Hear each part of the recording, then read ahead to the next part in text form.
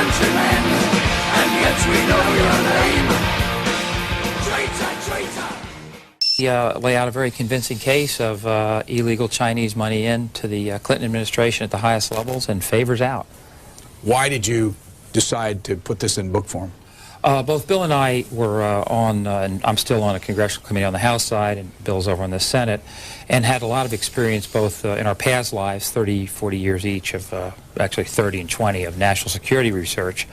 And when we started to follow what had happened since October of '96, we found that the complete story wasn't being told.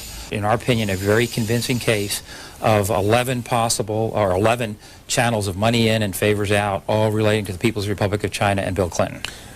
If I can get it, get it on here. This picture right here, I'll let you put it on. This picture right here shows the President and the First Lady with a Macau gangster figure.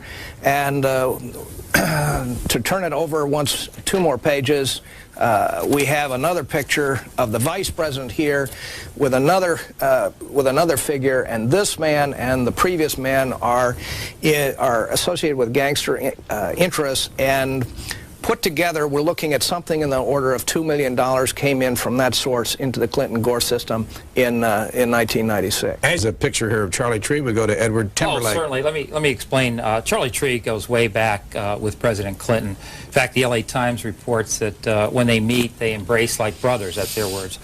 He has a favorite expression he calls President Clinton called Lao Key, or Old Clinton, a turn of reverence.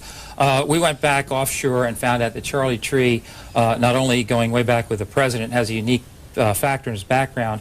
He's a member of a Chinese triad society, a secret criminal society.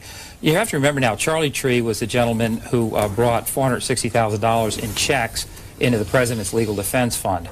In essence, the legal defense fund is directly to the president. There's no spin here. That's not hard money. It's not soft money. It's not campaign money. It's directly to Bill Clinton.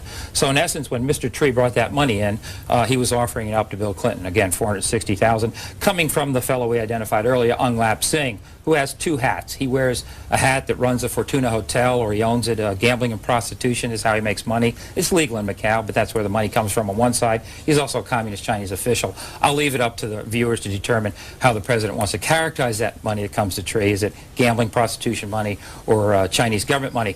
But to complete the story, Charlie Tree walks in, drops off $460,000, and then goes to lunch at the Palm here in Washington, meets a fellow named Mark Middleton, who has pled the Fifth, and hands him a letter. Now, this is at the height of the Taiwan crisis, in which American carrier battle groups are going in harm's way. People's Republic of China bracketing Taiwan with intermediate range missiles. Countries at a flashpoint. It's pretty tense internationally.